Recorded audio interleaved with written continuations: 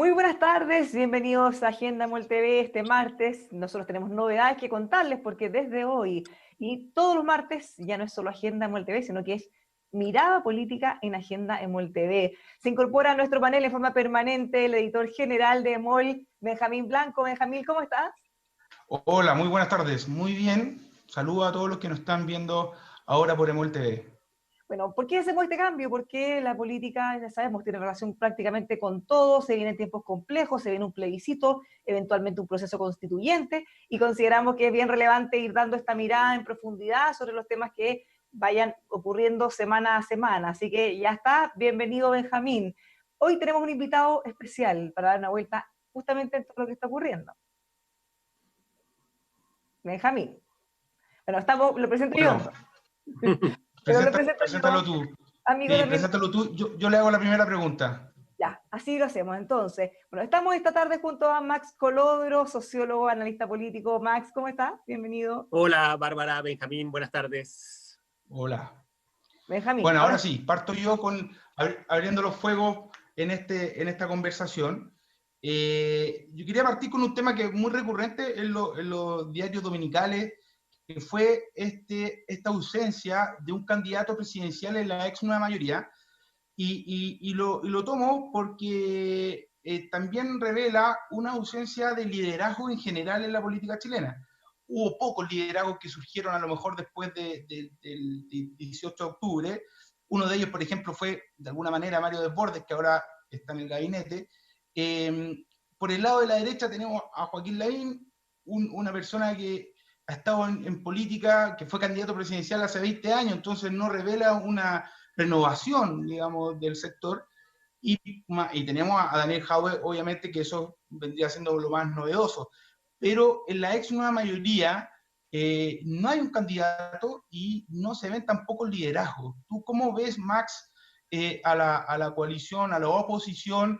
¿Ves una posibilidad de que desde el Frente Amplio o desde RD hasta la DC se forme algún polo pensando en las presidenciales? A ver, yo coincido con el diagnóstico general. Yo creo que estamos frente a un problema de liderazgo en Chile desde hace mucho tiempo. O sea, el hecho de que vayamos a cumplir 16 años con la dupla Bachelet-Piñera es una evidencia de que tenemos un problema de liderazgo en ambos sectores, en el mundo de la centroizquierda y en el mundo de la centroderecha. Ahora, en el mundo de la centroizquierda, yo creo que lo que ha pasado en el último tiempo, sobre todo a partir de la derrota de la nueva mayoría, es decir, de este proyecto que representó, encarnó el segundo gobierno de Michelle Bachelet, pero que finalmente no logró trascender, no logró prosperar, alcanzó a gobernar apenas un solo periodo, es que el mundo fundamentalmente de la centroizquierda que gobernó con ella, el mundo de la exconcertación, fundamentalmente, eh, ha tenido un problema serio para poder instalar liderazgos de recambio. Yo creo que ese fue un problema que explica y que explicó en su momento el fin del proyecto histórico de la concertación. Marco Enrique finalmente fue una alternativa que apareció por fuera, que de alguna manera desafió a los líderes tradicionales de la concertación. En ese momento no quedó más alternativa que llevar a un expresidente, como fue el caso de Eduardo Frei Ruiz-Tagle. Y yo creo que eso es algo que se ha mantenido, que se ha profundizado en el tiempo.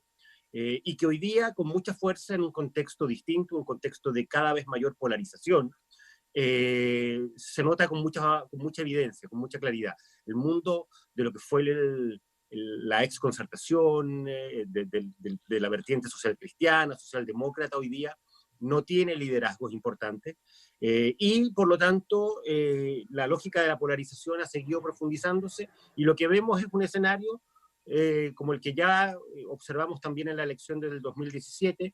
La candidata del Frente Amplio llegó al 20%, el candidato del mundo de la centroizquierda apenas por un poquito que logró sobrepasarla, que fue Alejandro Guillé, pero en el escenario actual lo que estamos confirmando es que ese mundo finalmente no tiene alternativas de liderazgo potentes que puedan hoy día, al menos en el presente, representar una alternativa presidencial, y por lo tanto es el mundo más bien del Partido Comunista y del Frente Amplio el que tiene un liderazgo con mayores probabilidades de convertirse eventualmente en el candidato del conjunto de la centroizquierda.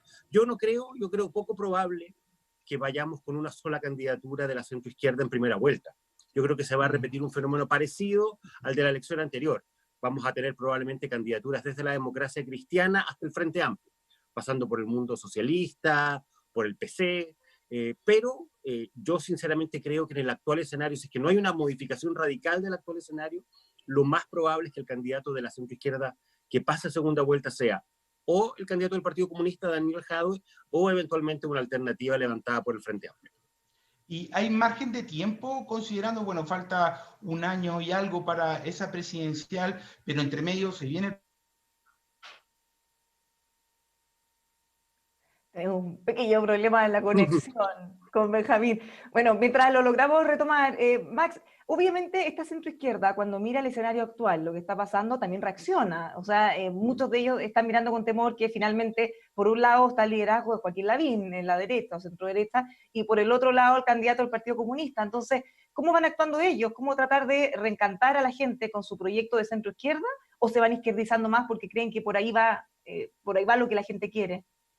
Yo coincido más bien con tu segunda hipótesis. Creo que efectivamente lo que está pasando, lo que hemos observado en el último tiempo, particularmente a partir del 18 de octubre, yo creo que obviamente el estallido social generó un antes y un después.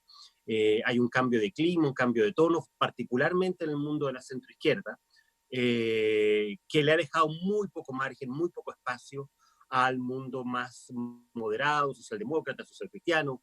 La democracia cristiana venía previo al estallido social con esta perspectiva, con esta idea de la colaboración con el gobierno, de apoyar ciertos proyectos, de tomar una cierta identidad, una cierta diferencia respecto del resto de la centroizquierda. Yo creo que eso después del 18 de octubre ha sido muy cuesta arriba, cada vez más difícil. Y yo creo que de algún modo lo que ha ocurrido en las últimas semanas con el proyecto del retiro del 10% de las cotizaciones ha reforzado y ha reafirmado ese escenario. Es decir, la centroizquierda se aglutina, converge hacia las posiciones que instalan en la opinión pública fundamentalmente el Partido Comunista y el Frente Amplio, y el mundo más socialdemócrata, más socialcristiano tiene muy poco espacio y muy poco margen para distanciarse y mostrar cierta autonomía respecto de eso. Ahora, ¿cuánto se pudo haber aprendido de lo que pasó con la nueva mayoría? Porque ahí ya vimos en algún momento una concertación o antigua concertación que de alguna manera se izquierdizó un poco. Ingresó el Partido Comunista a la coalición, cosa que no veíamos en las décadas anteriores, y eso terminó mal. ¿Por qué en este caso podría terminar bien? ¿Qué estarán pensando entonces para enfrentar la próxima elección? A ver, yo creo que más que estar pensando en un diseño, yo creo que ellos se han sentido más bien arrastrados por una corriente, arrastrados por una ola muy fuerte que ha polarizado al sistema político. Hay una cierta sensación, una cierta convicción de que hay un malestar muy fuerte en la sociedad chilena con lo que ha sido el Chile de los últimos 30 años, con la necesidad de un cambio constitucional, con la necesidad de hacerle correcciones al modelo económico, al modelo de desarrollo, y yo creo que la centroizquierda no ha tenido, me refiero al mundo más moderado de la centroizquierda, no ha tenido autonomía intelectual, por decirlo de alguna manera, autonomía crítica, como para poder mirar el escenario sin la lógica que terminó imponiendo el Partido Comunista y el Frente Amplio en la lectura respecto de lo que era el fenómeno del estallido social. Ahora, yo creo que eso es algo que incluso llegó hasta sectores de derecha. Yo creo que esa lectura que se hizo desde el mundo más radical de la izquierda respecto de lo que significaba el fenómeno del estallido social terminó llegando hasta las orillas de la propia centroderecha, que es un poco lo que explica el por qué el 15 de noviembre hay un sector importante, si es que no mayoritario de la centroderecha, que se abre al cambio constitucional. Es decir, lo que estaba pasando en Chile desde el 18 de octubre tenía que ver con un malestar con la legitimidad de la institucionalidad, con la necesidad de generar una nueva institucionalidad, etc. Yo creo que esa lectura terminó llegando hasta la derecha y es obvio en ese caso que el mundo más moderado de la centroizquierda no tuvo ninguna capacidad y a mi juicio sinceramente no la sigue teniendo y creo que no la va a tener en el futuro para poder tomar independencia y autonomía para hacer una lectura distinta y para, por tanto, buscar definiciones políticas distintas. Hay también una cosa que dentro de la élite política, que al fin y al cabo, incluso antes del 18 de octubre, fueron los alcaldes los que más o menos interpretaron de mejor manera a los padecimientos de la sociedad, y por algo Lavín, por un lado, y Jadwe por el otro, son los que están ahí marcando mejor en las encuestas.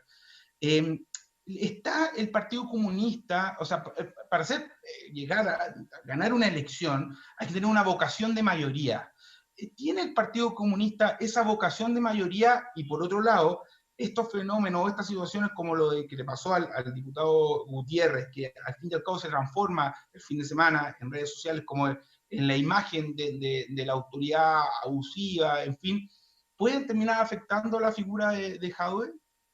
A ver, yo creo que hay un hecho que es evidente y que te lo confirman todas las encuestas. El Partido Comunista tiene altísimas tasas de rechazo y escasos niveles de aprobación. Los niveles de respaldo, de aprobación, de simpatía por el Partido Comunista no pasan del 10 y el 15%.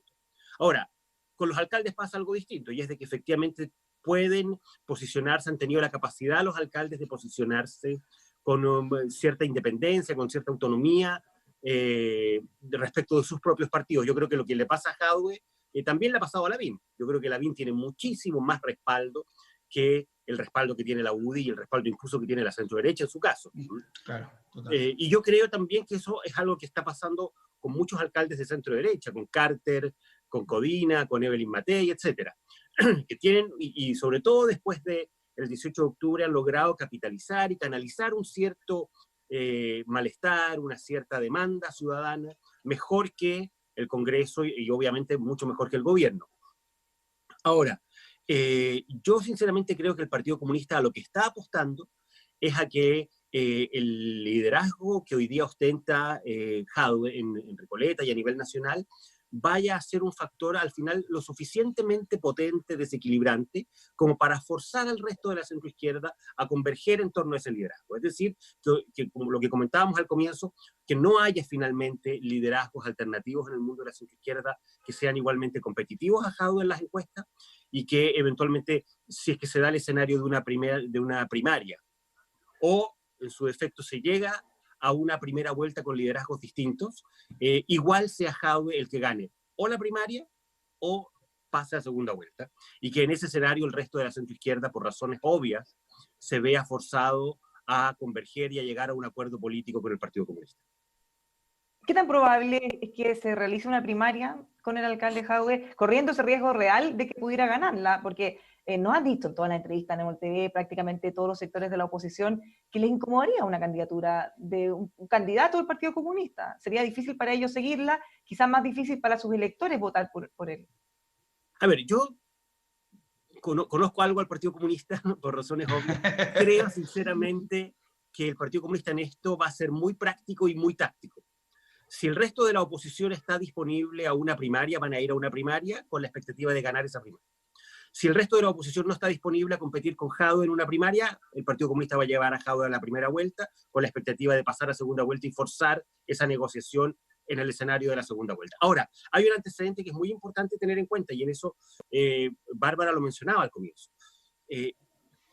Los resultados para la centroizquierda no han sido buenos, no solo en el caso de la nueva mayoría del 2017, tampoco lo fueron en el 2009 con Marco Enríquez. Es decir, cuando tú sumas en segunda vuelta, no alcanzas la totalidad de la votación que han obtenido las distintas alternativas en primera vuelta.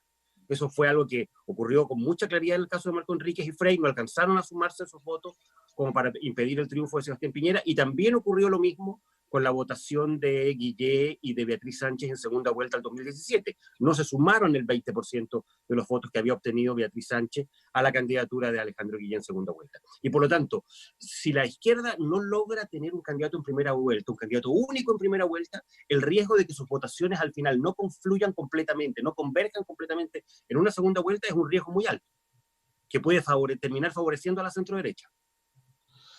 Bueno, ahí hablando ya, entrando a la centro-derecha, y antes de analizar el cambio de gabinete, que igual tuvo poco de luna de miel, inmediatamente a Víctor Pérez le tocó muy duro con la violencia de la Araucanía y la crisis que hay en este momento ahí.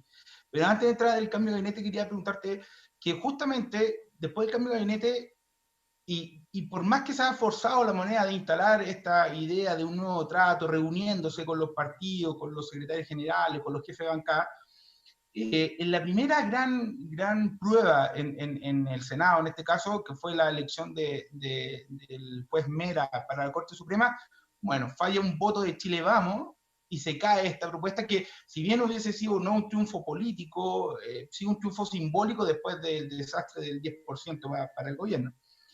Entonces es difícil, bueno, sentir esta sensación de mística, de recuperar una mística, pero está esta acusación constitucional contra la jueza Donoso por el caso Ámbar, y yo veo que ahí a lo mejor lo que se puede dar, por más que no la ganen, y al fin y al cabo igual es un tema que va a abrir un debate profundo, judicial, y no solo político, pero sí podría aglutinarse de alguna manera, sin lo que no logra la moneda, lograrlo esta acusación constitucional y por fin tener a Chile Vamos enteramente alineado con una causa, digamos, desde Álvarez Salamanca, que se ha transformado quizás en el símbolo del diputado más díscolo, hasta Urrutia. ¿Tú crees que pueda servir para eso, más allá de que los fines es muy difícil que se consigan, porque después tiene que pasar al Senado, así que, y además, por otro lado, genera una división en la centroizquierda, porque no todos apoyan la idea, pero sí hay algunos que creen que es necesario?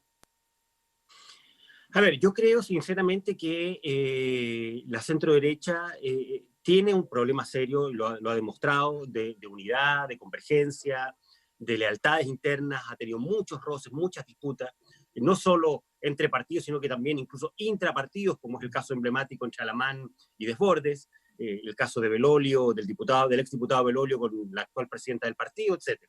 Pero yo sinceramente creo que el gran hito que va a terminar generando unidad forzosa, aunque fuera, en el caso de la centro-derecha, tiene que ver con el escenario electoral. O sea, yo creo que inmediatamente después del plebiscito del 25 de octubre, donde probablemente va a ganar el apruebo, lo que va a ocurrir es que tanto los sectores mayoritarios de la derecha que apostaron por el rechazo y que van a haber perdido ese plebiscito, como los sectores más acotados, más simbólicos, por decirlo de alguna manera, el caso de Lavín, el propio Desbordes, que apoyaron el apruebo, van a terminar rápidamente después de ese resultado viendo la necesidad de converger en función del escenario electoral que se abre a partir de abril próximo. Yo creo que eso, en el caso de la derecha, ese imperativo, el imperativo de la unidad en función de un resultado o de los resultados de un itinerario electoral, va a ser mucho más potente en el caso de la centro-derecha que en el caso de la centro-izquierda por razones obvias. Yo en el caso de la centro-izquierda veo mucho más difícil, mucho más complicado que pueda haber una convergencia sustantiva, de bloque, entre desde la democracia cristiana hasta el Frente Amplio. Y es cosa de ver lo que está pasando en estos días en el propio Frente Amplio. Es decir, dentro de los partidos, dentro de Convergencia, dentro de comunes, están perfilándose y fortaleciéndose internamente los sectores que son más reacios a buscar la unidad, tanto con la ex nueva mayoría como con el propio Partido Comunista. Es decir, yo veo más difícil el escenario de la convergencia después del plebiscito de octubre para la centroizquierda que para la centroderecha. Max, pero retomando la línea de lo que comentaba Benjamín respecto a las votaciones que pudieran ser simbólicas, por lo menos para dar cuenta de que realmente se ha logrado algo de unidad, ¿podría ser quizá un hito lo que ocurra con el proyecto que busca poner un impuesto a los más ricos? Se ha planteado el mismo mecanismo con un, entre comillas, resquicio que se ha criticado. Se ha planteado también que es un proyecto popular y que el gobierno está en contra. ¿Eventualmente podría convencer la oposición aparte del oficialismo? A ver, yo creo que el problema que va a tener ese proyecto para la centro-derecha, la dificultad que le va a generar ese proyecto a la centro-derecha, va a ser muy parecida a la que le generó el proyecto del retiro del 10%. Es decir, si las encuestas muestran que hay un alto respaldo popular a la idea del impuesto a los súper ricos, lo más probable es que haya sectores de derecha que se descuelguen, que se desvinculen del gobierno, que tomen distancia de la posición de rechazo y eventualmente se abran a la posibilidad de aprobarlo, aunque sea con algún tipo de modificación o de enmienda. Y por lo tanto, yo creo que si eso se da, si efectivamente las encuestas confirman que este es un proyecto que tiene probablemente no un nivel de respaldo tan alto como el que tuvo el del 10%, que pasó del 80% en algunas encuestas, pero si tiene sobre el 50, sobre el 60, el respaldo al proyecto de impuesto a los superricos, lo más probable es que el gobierno tenga problemas para poder alinear de nuevo a la coalición en contra. Por lo tanto, yo creo que el gobierno a estas alturas tiene poco margen y debiera apostar poco a ese tipo de lógicas y a ese tipo de operaciones donde ya está archiconfirmado que un gobierno con tanta debilidad, que ha tenido tantos problemas en los últimos 8 meses, no tiene al final del día la capacidad de ordenar a los parlamentarios cuando se trata de ir en contra de proyectos que tienen alto respaldo popular. Hay que sumarle un desgaste. Perdón, que es distinto al caso de la jueza. La jueza yo creo que eventualmente, bueno, con la jueza puede pasar lo mismo. La jueza, pues claro, pensándolo bien, la idea de que a esta jueza hay que destituirla porque efectivamente haber dejado en libertad a una persona que había cometido 2 delitos gravísimos, 2 asesinatos gravísimos y que termina cometiendo además este tercer asesinato gravísimo, bueno, también puede terminar al final siendo un proyecto popular el destituirla, el acusarla constitucionalmente al menos, y por lo tanto también puede que al final termine, si es que el gobierno está en contra de eso, al final puede que también termine descolgándose de un sector de la coalición. Yo creo que el gobierno debiera ser en estos temas tremendamente cauteloso porque debiera partir de la base y de la convicción de que tiene una fuerza política muy, muy debilitada cuando se trata de enfrentar proyectos que tienen alto nivel de respaldo en la opinión pública. Bueno, habría que sumarle el desgaste también. Hoy día, por ejemplo, nos comentaba el senador Carlos Montes que la reacción, la forma de cómo se estaban relacionando con el ministro Briones, que ha sido fundamental en esta crisis, ha sido muy distinta desde el comienzo, muy dialogante, hasta la situación actual que pareciera que cada día menos. Es que yo creo que el gobierno ha tenido demasiadas derrotas políticas. Esa es la realidad. Y la última, la más contundente de todas, fue la del 10% del retiro. Y por lo tanto, el gobierno también ha pagado un costo de seguir apostando a un diálogo cuando al final del día la oposición tiene la capacidad de meter en la agenda legislativa al menos proyectos que terminan siendo populares, que terminan teniendo alto respaldo a nivel de opinión pública y donde el gobierno inevitablemente termina enfrentando una derrota política. Entonces yo creo que eso al final tiene al gobierno muy escéptico respecto de la posibilidad de seguir construyendo acuerdos con el gobierno, perdón, con la oposición, porque se construyen acuerdos, se intenta que esos proyectos salgan adelante, pero la oposición igual saca cartas bajo la manga, saca conejos del sombrero, que complican al gobierno, que lo llevan, lo fuerzan a derrotas políticas, legislativas, y por lo tanto yo creo que eso ha generado un cuadro de más escepticismo, de mayor distancia del gobierno respecto de la posibilidad de seguir construyendo acuerdos con la oposición. Ahora, bueno, hoy día justamente se cumplen 2 semanas del nuevo gabinete, del nuevo comité político, y como comentaba, el debut del ministro Pérez ha sido súper complejo. El gobierno ha tratado de reunirse con los partidos, con Chile Vamos, tratar de impulsar este nuevo trato, y el único que a lo mejor logró un punto dentro de estas 2 semanas, un punto que incluso se ganó las loas de la oposición y de los ex cancilleres, que siempre son muy influyentes, fue Andrea Alamán anunciando que Chile iba a apoyar la idea de posponer la elección a la dirección del Banco Interamericano de Desarrollo, con toda esta apuesta que tiene Estados Unidos de Trump de poner a un norteamericano en este puesto que históricamente ha sido para un latinoamericano. Ahí incluso el análisis es que hubo un triple efecto, porque de alguna manera Chile reveló una cierta autonomía de Trump que, si uno quiere, viene de salida, si uno quiere pensarlo. El 2016 sorprendió todo, capaz que ahora también sorprenda, pero hay una cierta autonomía de ese Estados Unidos, hay un liderazgo regional que Piñera siempre ha anhelado y que se le ha refalado entre los dedos, y también hay un gesto de la oposición realmente, los senadores, miembros de la Comisión de Relaciones Exteriores, quedaron muy satisfechos con esto.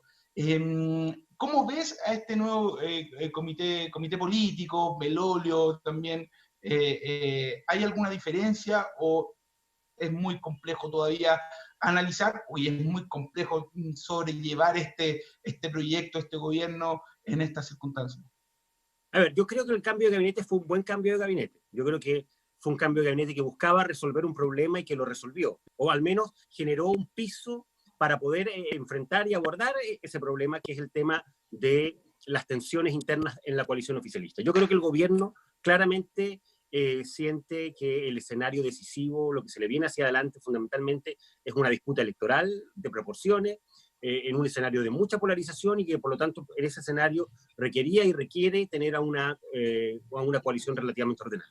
Y en esto el cambio de gabinete va a jugar un papel importante. Yo creo que efectivamente fue un acierto haber metido a Mario Desbordes en el gabinete, tener a Alamán, haber puesto a una persona muy cercana a Jacqueline Van Rieselberghe en el Ministerio del Interior, pero tener al líder al menos el líder simbólico de la disidencia UDI también en el comité político. Yo creo que en eso la apuesta fue una apuesta acertada.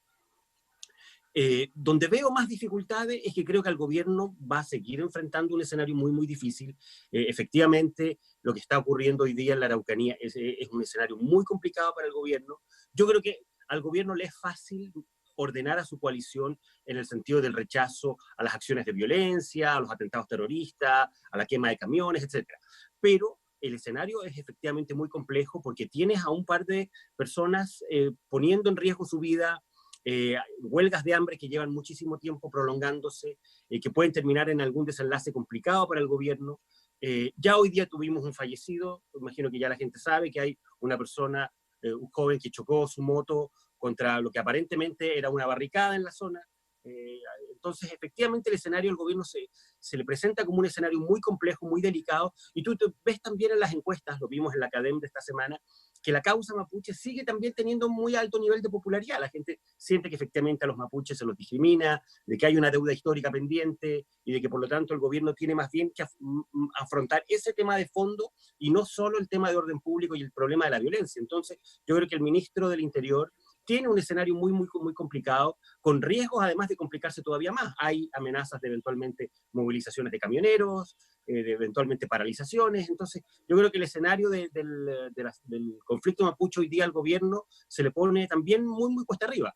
Y con la convicción de que la oposición no le va a colaborar en nada.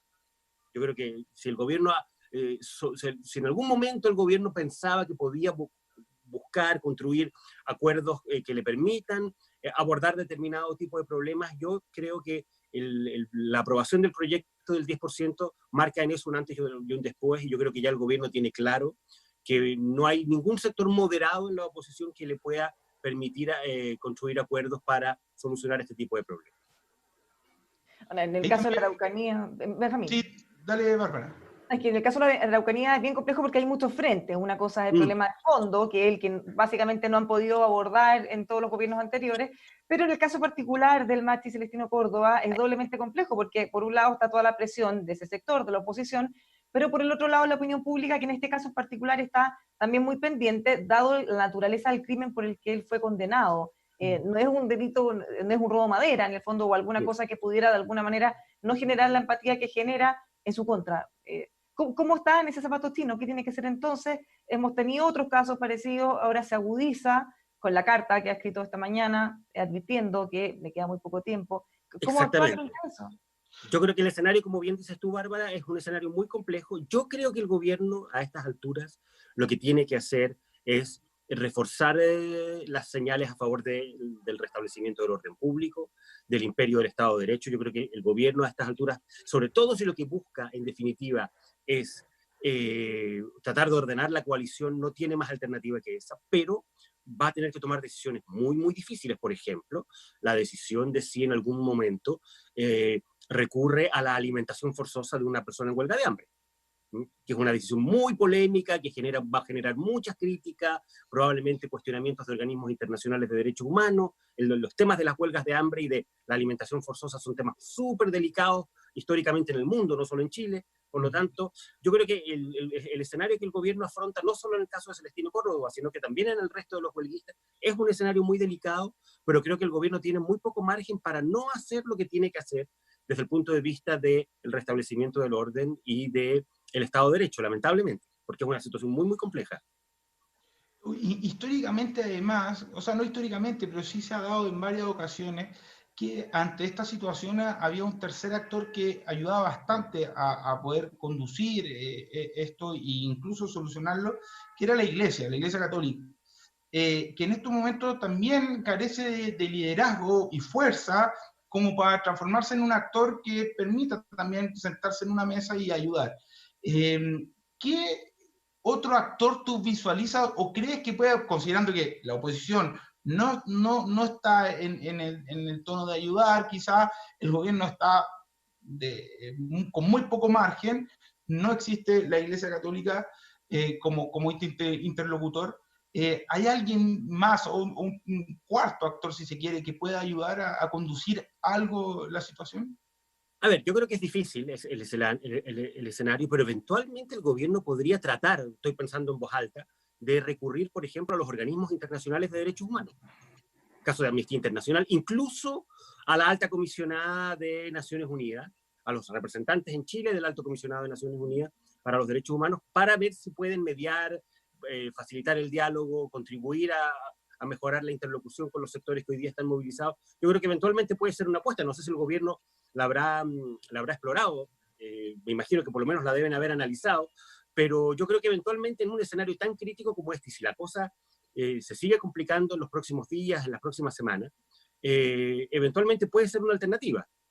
Ahora, no sé si los organismos internacionales, yo me imagino que Naciones Unidas puede tener, si es que el Estado chileno oficialmente le pide una intermediación, un rol más activo, puede tomar la decisión de explorar alguna colaboración, pero no sé cuál va a ser la predisposición de organismos como Amnistía Internacional, por ejemplo, y cuál va a ser la reacción de la opinión, eventualmente de la opinión pública a una decisión como esa. Pero yo coincido en que el gobierno hoy día tiene pocos interlocutores, lamentablemente, y yo creo que el deterioro de la voz moral de la Iglesia, por decirlo de alguna manera, del peso moral que había tenido la Iglesia en este tipo de situaciones, de conflictos, es algo que sin duda se echa de menos, y que se suma a lo que mencionaba yo también antes. Hay una oposición que ya te confirmó que no hay predisposición a colaborar. O sea, yo creo que las declaraciones en ese sentido me han parecido muy lamentables en lo personal del senador Gonchumilla, por ejemplo, que podría estar jugando un rol mucho más activo en este conflicto. Él ni siquiera participó en la reunión de los exintendentes, es decir, él no tiene interés, ha dicho que es muy escéptico respecto de lo que está haciendo el gobierno y que por lo tanto ni siquiera tiene predisposición a conversar respecto de esto. Entonces yo creo que el escenario es efectivamente muy, muy difícil. Pero no descarto eventualmente que algún organismo internacional pudiera tener la predisposición a colaborar en este escenario con el gobierno y con los sectores que están movilizados.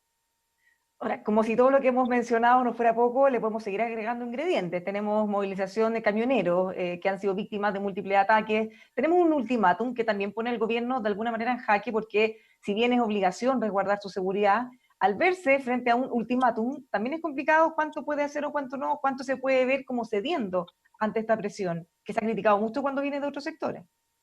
No, claro, y la historia de la relación entre los gobiernos y los camioneros es una relación traumática, por decirlo menos. Le pasó al gobierno de la Unidad Popular, le pasó a Lagos, le pasó a Sebastián Piñera también en su gobierno anterior. Es decir, efectivamente, los camioneros son un gremio que tiene una capacidad de movilización y una capacidad de paralizar al país muy importante, y por lo tanto es un sector con el que hay que tener mucho cuidado y con el cual hay que tratar de evitar caer en la lógica de las presiones y de los gallitos. Yo creo que el gobierno tiene que hacer todos los esfuerzos posibles por restablecer el orden público y por garantizar la movilización, el desplazamiento, pero también es cierto que si el gobierno no logra contener las acciones violentas, que aparentemente no las contiene, hasta el día de hoy sigue habiendo atentados, hay un riesgo de que esta situación se descontrole y de que terminemos con una paralización de carabineros, al menos en un sector del sur del país, y por lo tanto en una situación muy crítica. Yo creo que efectivamente, como comentábamos al comienzo, el ministro del Interior no tuvo luna de miel, está enfrentando una situación muy difícil en términos de lo que es el conflicto mapuche hoy día, y con la probabilidad cierta de que el escenario se radicalice aún más si es que hay un desenlace fatal, y sobre todo también pensando en que estamos rápidamente acercándonos al escenario del plebiscito, que ya de por sí, o más bien a dos escenarios complicados, que yo creo que la opinión pública todavía no ha dimensionado la complejidad de eso. Vamos a tener el aniversario del 18 de octubre una semana antes del plebiscito. Sí. El domingo previo al plebiscito vamos a tener el aniversario del estallido social. Por lo tanto, esa semana puede ser una semana muy crítica, la semana inmediatamente anterior al plebiscito.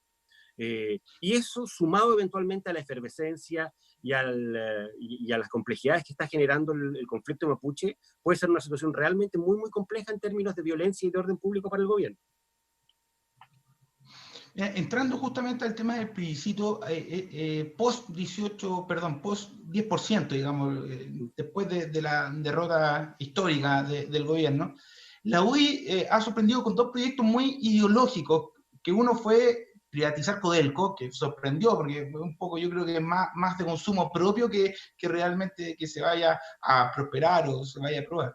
Y el otro es este cambio de convención constituyente a congreso constituyente. Ahí hay algunos que creen que ya con eso un poco ese sector de la UDI está reconociendo de que el triunfo de la prueba va a ser muy holgado, muy grande.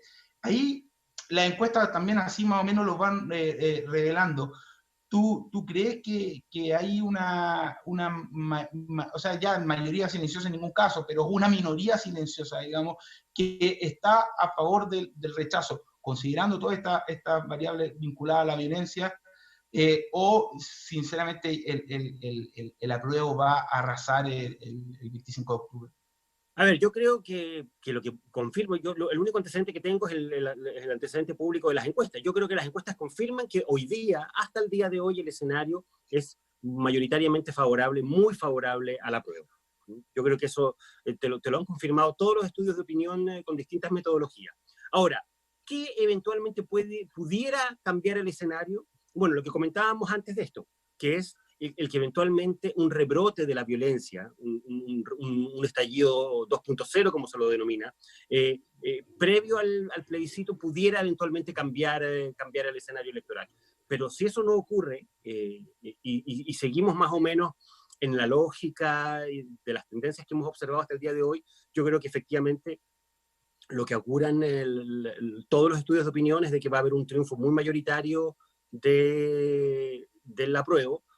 Ahora, eventualmente el rechazo puede aumentar un poco, porque probablemente hay algún voto oculto, un voto silencioso, como dices tú, en el caso del rechazo en particular por razones obvias. Hoy día es un poco políticamente incorrecto estar a favor del rechazo. La opinión pública mayoritaria ha estado claramente a favor del apruebo. Pero yo creo que eventualmente, aún aumentando el rechazo de un 15, a un 20, a un 30%, bueno, si la cosa es 30, 70, igual es un triunfo muy abrumador a favor del apruebo. Yo creo que ese escenario no ha cambiado y el único riesgo de que se modifique es que haya un nuevo estallido de violencia con anterioridad a la realización del plebiscito. ¿Cuál debería ser en ese sentido entonces el rol o la postura que asuma la oposición frente a la violencia? Porque se suele decir, cada vez que hay algo que no gusta, ojo, esto puede generar un nuevo estallido, y que muchos lo interpretan como una amenaza. Entonces, de alguna manera, por ejemplo, hoy día Francisco Vidal, exministro, nos decía, si el 18 de octubre, una semana antes, cada bomba molotov que se lance puede ser un voto menos que va a tener apruebo y que podría tener el rechazo. ¿Cómo enfrentarse a la oposición en esa disyuntiva que realmente la violencia les juega en contra en esta pasada y no a favor, como algunos quizá quieren creer? A ver, yo creo que efectivamente el riesgo que vive la oposición es de que efectivamente la violencia termine jugándole en contra desde el punto de vista electoral, pero no veo a la oposición en una predisposición realmente activa, explícita, de hacer una condena a la violencia, salvo más bien de hacer un llamado a que se realice con normalidad el plebiscito, que la gente se cuide de no caer en provocaciones, por ejemplo. Eventualmente la oposición puede hacer llamados de esa naturaleza, no convocar a ningún tipo de actividad pública, ni a concentraciones, ni a manifestaciones que puedan ser caldo de cultivo de acciones violentas o de acciones de descontrol de la opinión pública.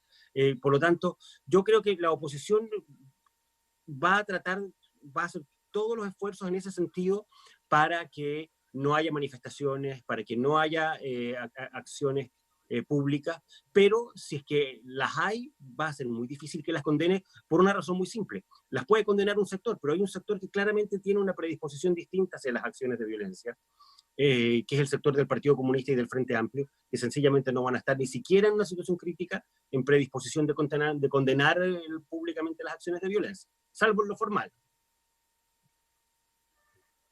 Claro. Ahora, para más o menos ir cerrando, analicemos al personaje que dentro del gabinete debería ser el más importante, que es el ministro París. Él tuvo la suerte, de alguna manera, de llegar al ministerio y que justo ese día, he visto varios gráficos, justo ese día empezó a bajar la curva. O sea, fue una cosa fortuita, evidente, pero sin lugar a duda que su estilo es distinto al de Mañalich, que le tocó quizá armar toda una estrategia muy bien por un lado en las camas, en los ventiladores, pero muy mal en la contención del virus, etcétera. Y ahora tenemos a este ministro París que es parsimonioso, con muy de incluir, y que tiene el aval de que las cifras han bajado y instaló esta idea de la ley de mejoría. Políticamente o comunicacionalmente, ¿tú cómo lo ves? A ver, yo creo que efectivamente el ministro París le tocó el inicio de la curva de descenso y por lo tanto en los contagios y en la mortalidad y por lo tanto efectivamente le ha permitido mostrar mucho mejores resultados que los que mostró el ministro Mañalich por razones obvias. A él le tocó la parte opuesta, la parte del ascenso de la curva. Ahora, yo creo que el ministro París tiene efectivamente un estilo que ayuda en este contexto y que ha disminuido la tensión, la crítica, los cuestionamientos. Él es muy abierto a las críticas, a las opiniones distintas, ha tenido una predisposición a escuchar, a dialogar, a mostrar un estilo completo de liderazgo completamente diferente al del ministro Mañalich. Yo creo que en eso ha sido un gran acierto, ha ayudado mucho al gobierno el poder descomprimir junto con las mejores cifras, el flanco de tensiones que había en torno a la gestión de salud. Ahora, si tú me lo preguntas derechamente, yo creo que su gran prueba de fuego va a ser que el desconfinamiento no vuelva a generar una segunda ola eventualmente igual de crítica que la primera. Sí, en general, si uno mira Europa, la mayoría de los países la segunda ola ha sido más tenue, pero no así en Estados Unidos. En Estados Unidos tenemos lo que está pasando en Los Ángeles, en California, lo que está pasando en Florida.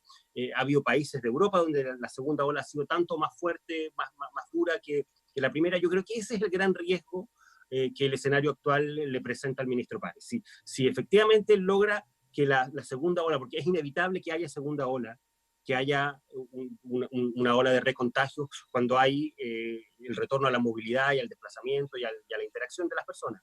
Pero si él logra que efectivamente esto se haga con el cuidado suficiente, como para que esta eventual segunda ola, que ya lo leía hoy día en el diario La Segunda, ya los expertos la anticipan para el mes de septiembre, sea una ola más contenida, más aplacada, con menos mortalidad, yo creo que eso puede ser un escenario que en una de esas deja al ministro París expectante también para una eventual precandidatura presidencial. La cosa está tan líquida que a estas alturas tampoco lo descartaría. Sí. Ahora, si nosotros miráramos también el desempeño del ministro París desde que llegó hasta ahora, pareciera también que ha ido perdiendo un poco la paciencia en momentos tan críticos. No sé si usted ha visto las últimas respuestas, quizás cuando se incrementan, o cuando se nos comparaba con Argentina insistentemente, por ejemplo, o cuando se le insiste en resaltar algunas cosas más negativas. Bueno, y él ha insistido, compárennos con los países comparables, o esperemos después para evaluar. ¿Cómo se lleva esa presión también de ir mostrando resultados que lamentablemente o no son comparables o todavía estamos en la mitad de la crisis, vamos a poder hacerlo mucho después? A ver, yo sinceramente creo que los resultados para Chile pueden tener distintas lecturas, matices, pero yo creo que el gobierno tiene que ser muy, muy cauteloso y el ministro París especialmente debe ser muy, muy cauteloso en no sacar cuentas alegres bajo ninguna circunstancia. Por una razón muy simple. Chile está entre los 10 países con más alta tasa de mortalidad, de los 10 países con más niveles de fallecidos, y un país que ya está mostrando sobre 10.000 muertos, es un país que en estricto rigor no tiene nada que celebrar. Por lo tanto, yo creo que él tiene que tratar de poner en la balanza las cosas positivas. Yo creo que se han hecho cosas muy positivas. Yo creo que la gestión del ministro Mañalich dio resultados en cosas muy importantes, como fue efectivamente en el impedir un colapso del sistema público de salud. Pero la verdad es que el país tiene también que mirar objetivamente los números y decir, bueno, un país que logró pasar esta crisis con más de 10.000 muertos y entre los 10 países con más niveles de fallecidos, es un país que tiene poco que celebrar y poco que mostrar, más allá de todas las cosas que se hicieron bien y que eventualmente impidieron que estas cifras fueran muchísimo peor. Benjamín, nuestras palabras de cierre. Sí, no, solo decir que justamente que ayer, sin decirlo, el ministro se comparó con Argentina. No nombró la palabra Argentina, pero nombró quizás innecesariamente, fue más encima al final del balance, nadie se lo había preguntado, y ocupa la misma herramienta que aquí criticamos al presidente Fernández cuando insistentemente se comparaba con Chile o con Suecia, etc. Eso, así que muchas gracias, Max, por esta conversación. Analizamos casi todo el gabinete. Bueno, faltaron algunos ministerios, la verdad, sí, varios. Pero buenísimo, a ver si más adelante, antes del plebiscito, conversamos de nuevo. Pero encantado, se los agradezco muchísimo que me den la oportunidad de inaugurar este nuevo espacio. Benjamín, Bárbara, un agrado compartir con ustedes. Bueno, sin duda vamos a tener tema para rato porque están pasando demasiadas cosas. Muchas gracias, Max. Benjamín, nos encontramos nosotros el próximo y todos los próximos martes aquí en Mirada Política en Agenda Muel TV. Un abrazo, saludos a todos. Los dejamos también invitados a todos a que sigan juntos nosotros revisando nuestros contenidos aquí en emuel.com.